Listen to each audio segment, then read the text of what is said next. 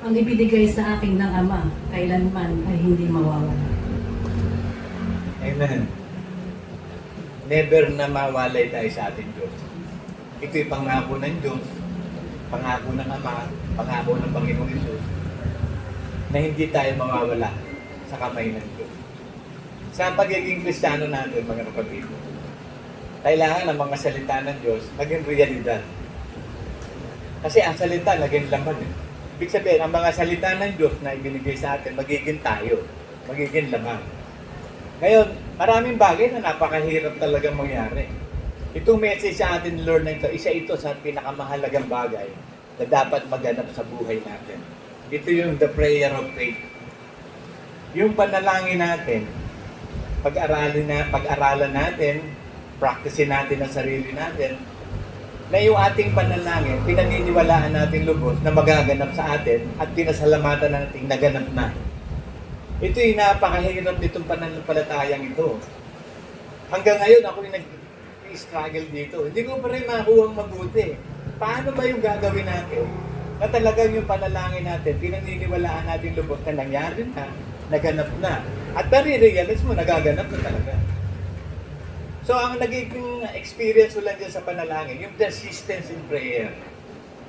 Kasi pag ako nananalangin, napapansin ko sa sarili ko na hindi talaga ako tumitigil ng panalangin hanggat hindi nangyayari. Yun yung persistence in prayer. Isa yun sa factor na sa ating pananalangin, kailangan maganap sa atin yun Kasi naganap sa widow yun Yung sa judge. Yung laging sabi ng widow, sige na, tulungan mo na ako, tulungan mo. Sige na. Yung judge, baga sabi niya, bagay, okay naman, makulit itong taong to. Sige, papayag na ako. Pumayag yun dyan. Bakit? Makulit yung widow. Gustong-gusto niyang tulungan siya. Si Jacob, inabot ng madaling araw, nakipag-wrestle siya sa angel of the Lord.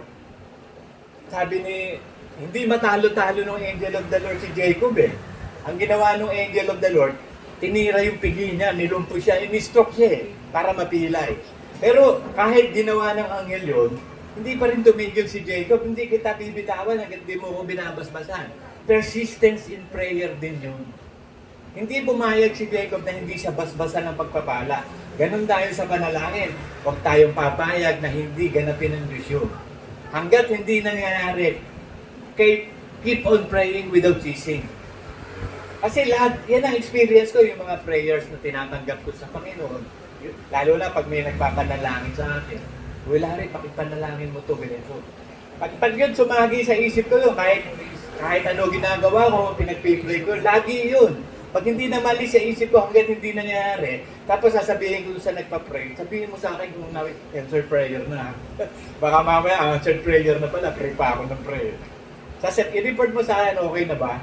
Tayo nagpapa-pray sa akin, kapag nangyari na, simplihan nyo naman ako. I-text mo na lang ako sa messenger, Larry, huwag mo na i-pray ko sa'yo, answered prayer na. Kasi kailangan maganap Kasi malalaman natin na anak tayo ng Diyos pag dinidinig ng Diyos sa panalangin natin. Pero kailangan you have that faith. Kailangan magtiwala ka sa Diyos, paniwalaan mo yung salita ng Diyos. At ito yung isa sa dapat paniwalaan natin. Matthew 21:22.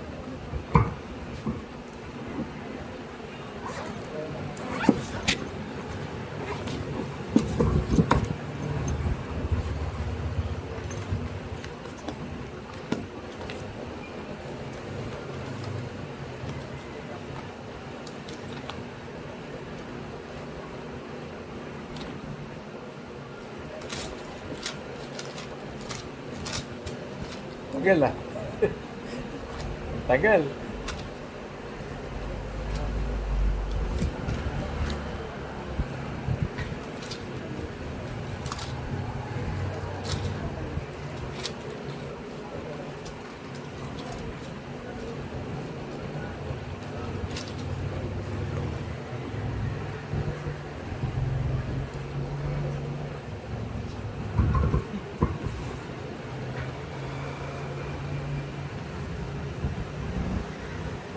Ito, Matthew 21:22. Basahin natin. At lahat ng mga bagay na inyong hihingin sa panalangin na may pananampalataya ay inyong tatanggapin. Meron iba niya sa gospel na kapag ikaw nanalangin, paniwalaan mo na tinanggap mo na. Pasalamatan mo na, natanggap mo na. Ito, lahat ng bagay na hihingi sa panalangin, kailangan hingin ng may pananampalataya. Sabi sa James, huwag kayong lalapit sa akin ng double-minded. Yung lumalapit sa akin, nagtitiwala lubos, na hindi siya nagdo-double-minded. Pagkat yung double-minded, walang tatanggapin ka naman sa wisyo. So, ganun tayo, minsan nagpe-pray tayo, pero double-minded Okay, bingking ka lang ng gusto, hindi. Kaya satanas yun Ini-influensa ng isip natin. Kasi sa totoo yun, ikaw gusto mo nga maganap So, hindi ikaw yun. Hindi nagsasabi, hindi. Si satanas yun. Nagtatanim ng mga kaisipan sa isip natin ng doubt. Pag pinaniwalaan natin yung magdadaw tayo, hindi na malulugod ng Diyos. So, mayroong pakikipaglaban sa pananalangin. Lalabanan mo si Satanas. Kasi hindi papayag si Satanas na yung panalangin mo matupad. Lalo na kapag naririnig na. Kaya nga, mas magandang panalangin natin yung hindi naririnig ng kalaban. Kasi pag naririnig ng kalaban, alam niya na gagawin niya. Yung hindi niya naririnig, kagaya ng prayer in tongues. Hindi niya alam yun Espiritu Santo nagpe-pray doon, hindi niya kaya yun. Kaya sabi ng Diyos, kung mananalangin ka, pumasok ka sa loob ng kwarto, ipinid mo ang pinto, isarado mo. Maging private yung prayers mo. At ang iyong amang nakakakita sa iyo, gagantimpalaan ka sa pananalangin. So, pag-aralan natin yun. Hindi ko pa rin to talaga makuha ng lubos ng panalangin na to. Kung alam ko na sana, sasabihin ko sa inyo, iisipin mo, ano gagawin mo. Basta ang nakita ko lang sa sarili ko, persistence in prayer. Praying without ceasing. Kapag kayo mayroong hihingi anong bagay sa Diyos, paniwalaan nyo na magaganap yun, matatanggap nyo yun. So huwag kang titigil hanggang hindi nangyayari. Love always hope And love never fails. Your prayers will never fail. Just continue in prayer. Kapag hindi nagaganap pa, hindi natin alam ang reason ng Diyos. Pero hanggat hindi nagaganap, tuloy lang ng tuloy ang prayer. Walang tigil na pananalangin. May sinasabi din dito sa 1 Thessalonians 5:17.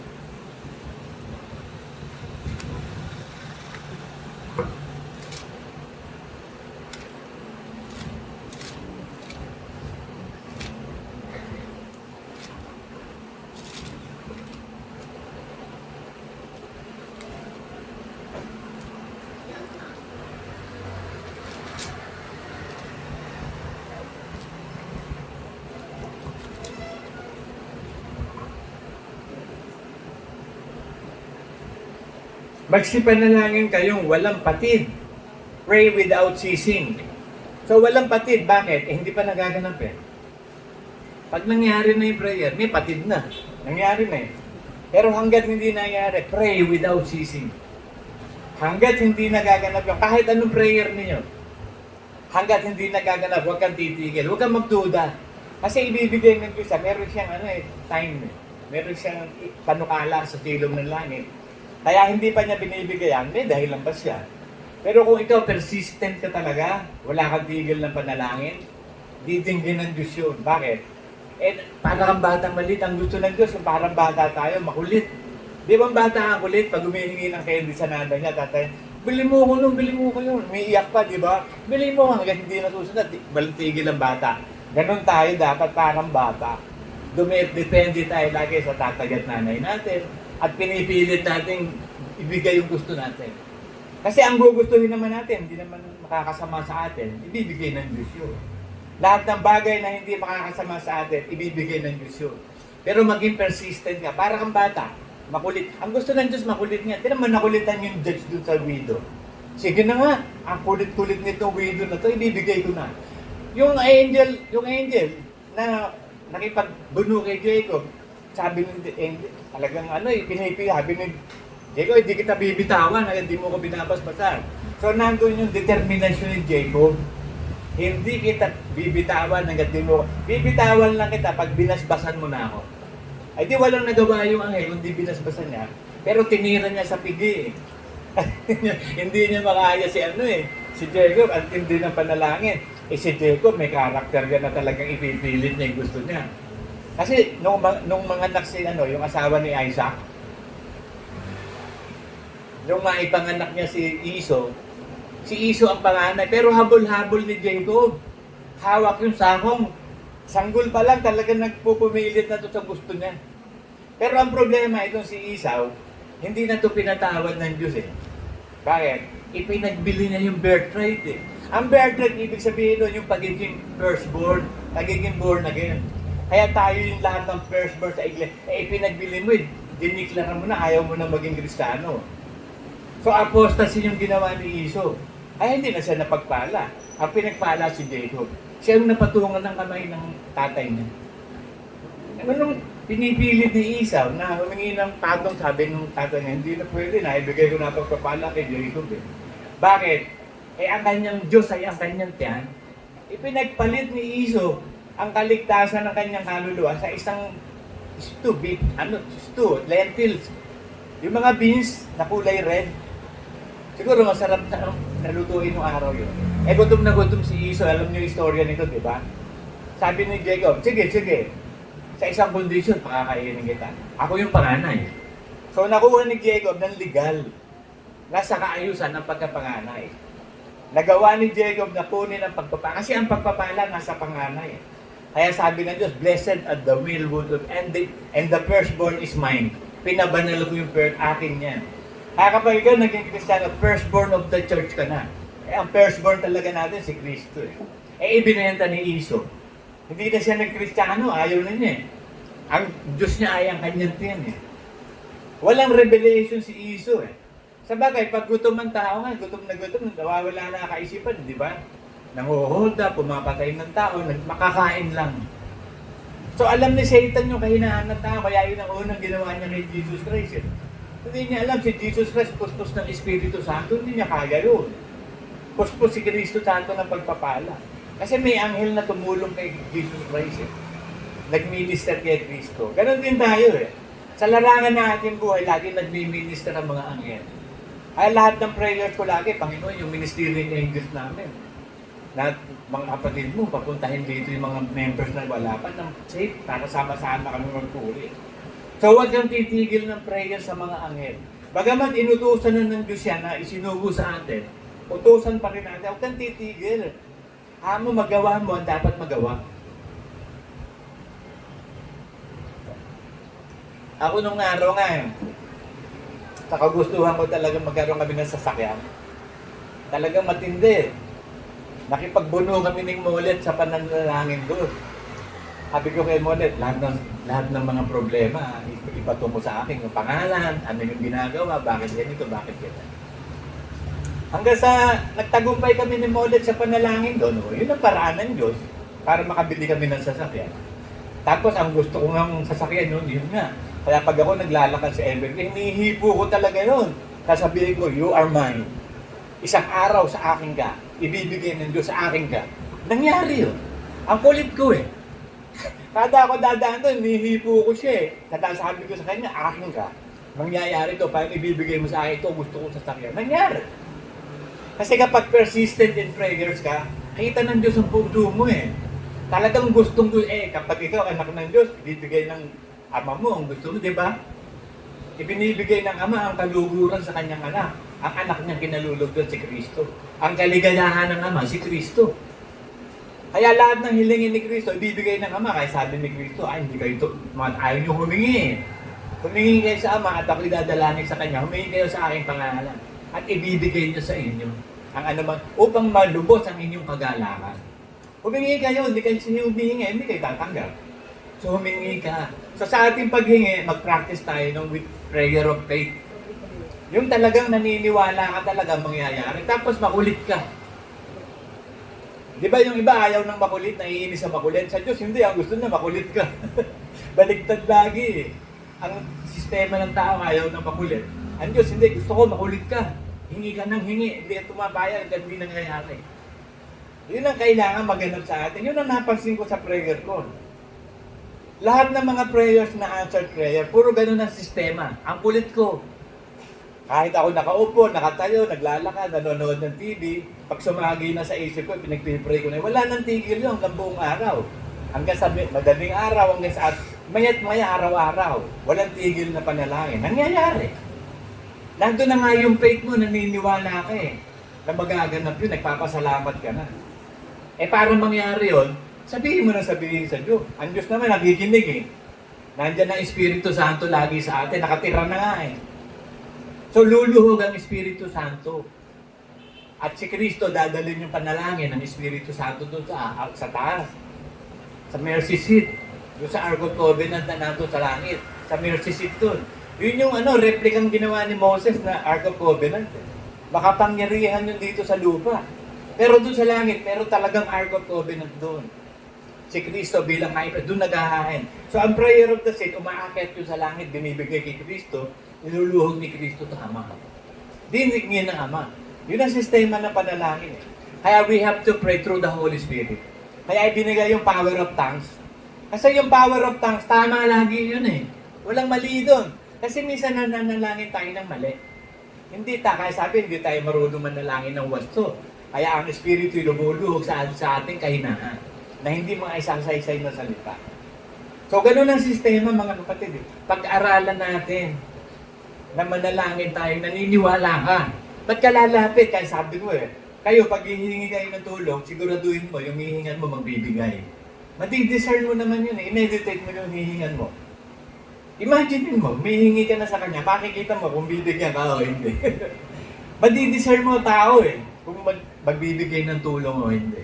So doon ka hihingi ng tulong sa magbibigay. Parang panliligaw yan Ba't ka manliligaw ng tingin mo, hindi ka gusto? Di aligawan mo, yung tingin mo gusto ka, para hindi ka mabasted. Yun ang sistema, ba't manliligawan yun, hindi ka naman magugustuhan? Ganun din ba't ka hihingi sa hindi naman magbibigay? Dito ka humigi sa magbibigay. At ang bibigay ang Diyos, sigurado magbibigay ang Diyos. Kailangan na dapat tama ang hihingin mo. Kasi amis, sabi, you pray amis. Hinihingi nyo isang bagay na amis. Gusto nyong gugulin sa inyong kalayawan. Gusto mong hingin nyo kasi para sa kalayawan mo. Hindi dahil sa kailangan mo. Yung sasakyan, kaya ako kinulit ng kinulit nyo, kailangan namin yun.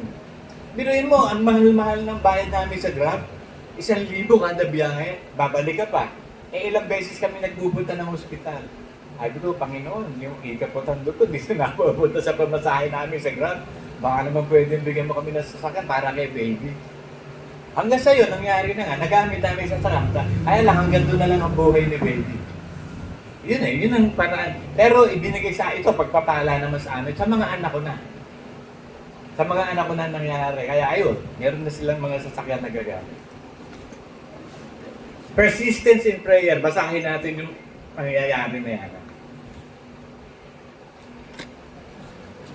Yung kay Jacob, basahin natin. Genesis 32, 22 to 28.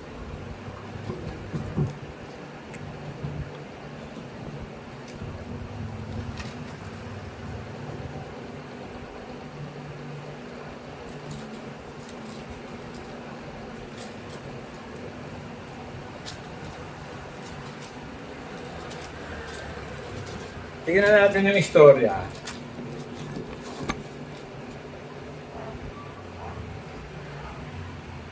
At siya'y bumangon ng gabing yaon at isinama niya ang kanyang dalawang asawa at ang kanyang dalawang alilang babae at ang kanyang lahing isang anak na tumawid sa tawiran ng habok. At sila'y kanyang isinama at itinawid sa batis at ang kanyang itinawid ang kanyang tinatangkilik. At naiwang mag-isa si Jacob at nakipagbuno ang isang lalaki sa kanya hanggang sa magbukang liwayway. Magbukang liwayway, dong, madaling araw. At nang makita nitong siya hindi na naig sa kanya, hinipo ang kasukasuan ng hita niya, o yung pigi. Kasukasuan ng hita niya. At ang kasukasuan ni Jacob ay sinaktan samantala ng ipagbuno sa kanya. At sinabi, bitawan mo ako, sapagkat nagbubukang liwayway na. At kanya sinabi, hindi kita bibitawan hanggang hindi mo ako nababasbasan. Pero pinilay na, di ba? Pinilay na si Jacob. Pero napilay na si Jacob, pero hindi pa siya tumigil. Parang ako, in-stroke ako ng Diyos para matuto ako manalangin. Kaya ngayon, hindi ako tumitigil ng panalangin. Yung istorya ni Jacob, nangyari din sa akin. In-stroke ako Wala akong gagawin kundi mahiga. Ano gagawin mo pag nakahiga? Hindi ka usapin ng Diyos. Maya't maya, minumundo ito, nakahiga ka. O di nasanay ako ng gano'n. Hanggang sa ngayon, nasanay na ako. Lagi ko sa akin. Mas gusto ko pa nga lagi, kinakausap ko lang siya Parang sa fasting. Parang gusto ko na puro fasting Parang ayoko nang kumain. Parang masanay ako ng fasting kaysa kumain. Pag kumain ako, pangit pa ng pakiramdam ko Pero pag nag-fasting ako, ang ganda ng pakiramdam ko, ng isip ko, ng spiritualidad ko. Naiiba kasi tinatalo mo yung ano ng laman eh. Kasi laman yun eh. Ang tawag ng pagkain, laman yan eh. Ang tao gusto kumain na kumain. Eh pinipigilan mo yung sarili mo. Nagpa-fasting ka. So nagiging spiritual ka, mas malakas yung espiritu. Natatalo mo yung laman mo. Eh si Iso, hindi niya natalo yung laman niya eh. Ipinagpalit yung kaligtasan, hindi na siya pinatawad doon. Bakit? Eh sinadya mo kasalanan, intentional mong binitawan ang pagkapanganay. Parang si Lucifer. Intentional mong binitawan mo ang pagiging ano mo eh, anghel eh. Dapat tagapaglingkod ka eh, hindi, bilabanan mo. Intentional yun, kaya hindi na rin siya pinatawad. Kapag ang kasalanan mo ay intentional mong ginagawa, hindi ka patatawarin. Bakit? Eh muli mong ipinapako sa cross, Hebrews 10:26. Eh paano pa yun? Hindi naman babalik si Kristo or para magpapako uli sa iyo. Ang papabalik na, yun na ng palataya sa kanya, nang ipako siya. Eh ikaw, ipinapako mo na naman, bakit? Sinasadya mo kasalanan. Hindi ka na patatawarin. May mga kasalanan hindi talaga pinatatawad na eh. Katulad nung kasalanan ni Iso. Apostasy yun eh. Binitawan na niya pananampalataya. Ayaw niya maging panganay. Tapos ano pa? Yung blasphemy to the Holy Spirit, magsasalitaan ng laban sa Espiritu Santo, lalapas na anin mo Espiritu Santo. Ano pang kasalanan ng hindi na patatawad? Marami kaya lang i-research, pero hindi yan ang topic natin. Ang topic natin yung prayer of faith. James 1:12.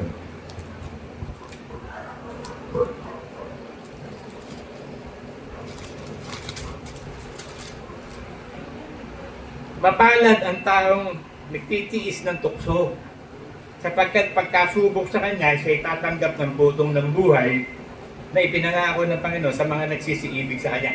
Mapalad yung nagtitiis ng tukso.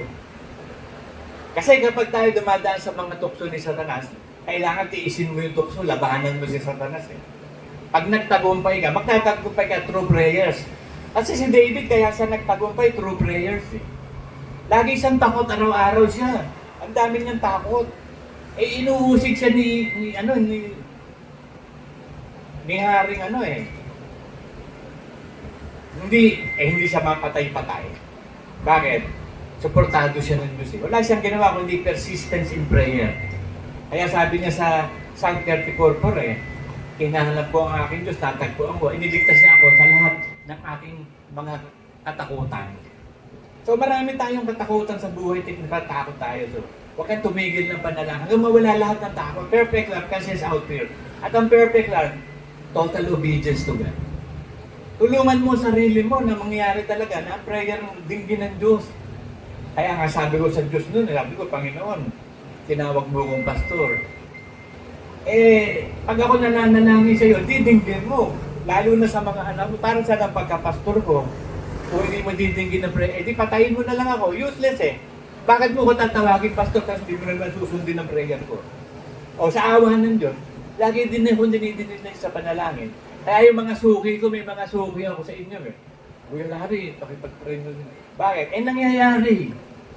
Nagaganap yung nangyayari. Sandaling panahon lang, nagaganap. Ang suki ko sa Ephraim eh. Pagdikit sa akin yan, sabi na, Kuya Larry. Parang batang maliit na magsasabi sa akin. Si Biggie din. Si John at si Bea. Yan, laging lumalapit sa Kuya Larry. Ganito, ganyan. Kasi gusto ng Diyos si Pablo nga, lumapit kay Pilimon eh. Sabi niya, dinidinig na Diyos ang panalangin. O, ipanalangin mo nga ako. So, alam mo kung sino yung dinidinig ang panalangin niya, eh, di mo ka bumunta. Bakit ka pupunta doon sa mananalangin? Hindi naman didinggin ng Diyos. Kasi ang panalangin na masama, abomination to the Lord. Sabi sa, ano yan eh, sa Proverbs 15:8. Ewan ko kung tama yun ha. Proverbs 15:8.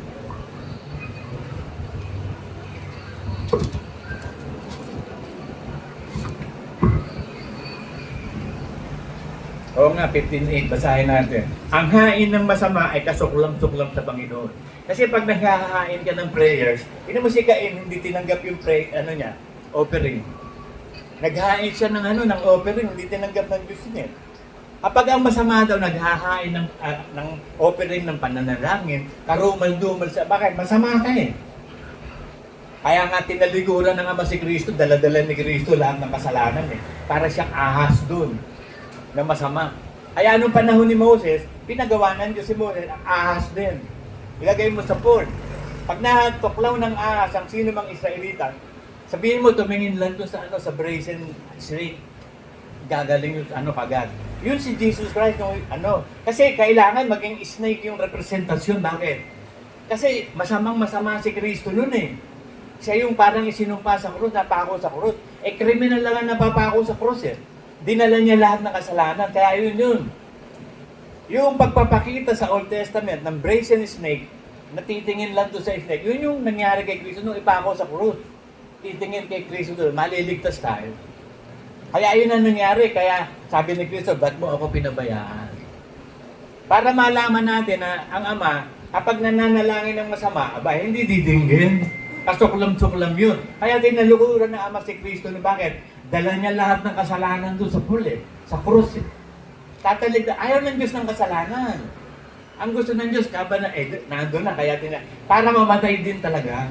Kung hindi tatalig na ng Diyos yun, hindi mamamatay si Kristo. Ay dalhin ng katawan ni Kristo lahat ng kasalanan para mailigtas tayo sa kasalanan. Excuse me.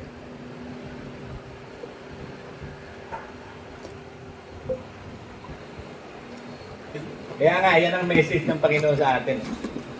Practice. Kung hindi ka magpa-practice at magtitiwala sa Diyos, kailan? Kailan mo pa mai-prove na ang salita ng Diyos totoo? Kaya nga, pag may nagpe-pray sa akin, sabi ko, Lord, hindi mo yung prayer niyang binigay sa para maniwala siya na talagang dinidinig mo prayer through me. Para maniwala, gawin mo, Panginoon, para maniwala yung tao. Kasi hindi naman maniniwala kung walang mangyayari. Katulad ni Kristo, bakit ba sumunod ang marami sa Kanya? Nakikita, nabubuhay yung patay. Ang lumpo, lumalakad, ang bulag, nakakakita. Yung mga preaching niya, titindi. Mayroong authority. Kung hindi nangyayari yun, maniniwala ba tao kay Kristo? Kay Brother Manny, kung hindi nangyari sa kanya mga kababalagan na yun, maitatatag ba siyang apostol? Bagamat hindi ko nakita ng dalawang mata ko, pinananampalatayaan ko sinasabi ni Brother Manny, yung patotoo niya. Dahil ang nasa Diyos, hindi magsisinungaling yan eh. Yung ipinapatotoo, nangyari talaga, totoo yun. Kaya nga patotoo eh. Ngayon, tatayo sa pulpit ngayon yung mga Kristiyano, magpapatotoo. Totoo kaya yan? Kaduda-duda mga sinasabi. Kasi pag nagpatotoo ka, ibig sabihin, you have encountered God. Yung ikinukwento mo, nangyari sa iyo. At nakita mo, meron talagang kasamang Diyos doon. Hindi ka nagsasalita ng kwentong walang kasamang Diyos. May kasamang Diyos. Ako, nagpapatotoo ako, nakalakad ako, na-stroke ako. Kasama ko ang Diyos. Kasi makikita naman ng tao talaga eh. 5 buwan akong nakaratay sa wheelchair eh. Tapos nakita nila, naglalakad na ako. Hanggang ngayon, naglalakad ako. Hindi naniniwala tao. Bakit? Nakikita eh. To see is to believe ang mga tao. Kaya nga si Doubting Thomas, sabi niya, kapag hindi ko nakita yung duta sa kamay mo, sa tegiliran mo yung saktan, hindi ako maniniwala na muli ka nabuhay. Kaya nung magpakita ang Panginoon sa kanya, sabi niya, Tomas, ka. O ito yung tagiliran ko, ito yung kanito. Hindi na nga nalapitan ni Tomas yun, lubuhod na, sabi niya, My Lord and my God. Kita mo sabi niya? Sabi niya, My Lord and my God, Panginoon ko, Diyos ko. Nawala yung doubt niya, bakit? Nakakita niya talaga eh. Kasi duda nga siya eh, ganun marami mga ganun tao. Maniniwala lang sila pag nakita nila. Sa atin hindi, believe first in you shall see. So mampalataya ka, makikita mo. Pero kung maghahanap ka ng tanda, ng karunungan, saka ka sasampalataya, wala kang matatagpuan. Sabi ng Diyos, ang mga Griego, naghahanap ng karunungan. Ang mga Hudyo, naghahanap ng tanda. Wala kayo tatagpuan. Parang ang pagbabalik ng Panginoong Isus, panahon ni Noah. Yung mga tao, normal. Kumakain, umiinom, nag-aasawa, nagtatrabaho, darating ang kapahamakan. Noong panahon ni Jonas, ganun din, na 3 araw, 3 gabing mapapasailalim ang Panginoon sa ilalim ng lupa, doon sa tiyan ng malaking isda. Yun ang nire-research ko pa rin hanggang ngayon. Ano kayo mali? Naka-research ako, Budanding. Yung pala pinakamalaking isda Budanding. Nandito sa Pilipinas yun somewhere in Zamboanga, maraming Budanding dyan. Pero hindi pa rin ako kumbinsido. Hindi ko, ewan, sa bagay. Pero sinasabi kasi nila, baldena, mammals yun may lungs yun. Yung mammals, humihinga sa hangin yun, may lungs. Pero yung fish, meron silang balon-balunan o gills. Kinukuha ng isda sa tubig, yung mga natunaw na oxygen, hinihigop ng baga nila yun. Dinadala sa balon-balunan, sa gills. Kaya sila nakakahinga sa ilalim ng tubig. Ang balyena, hindi isda yun mammals yun. Kailangan huminga muna siya doon lalabas doon sa butas na yung hangin. May kasama doon. Kukuha siya ng hangin doon sa labas. Kaya siya lumalabas, saka siya lulubog. Ang isda, kahit hindi lumabas, buhay yun. Bakit? May naka-reserve na oxygen sa nila, sa balon-balunan nila, sa gills. Kaya buhay lagi ang isda sa ilalim ng tubig. Ang balyena, pag inalis mo sa tubig, mamamatay. Bakit? Lungs yun May lungs sila, wala silang balon-balunan. Kaya sabi ko, sabagay, marami, pagdating naman sa langit, hindi na tayo magtatanong ng anong tanong, di ba? Kaya sabi naman doon, yung kasunod doon, humingi kayo. Humingi kayo sa Ama, ibibigay niya sa inyo sa aking pangalan.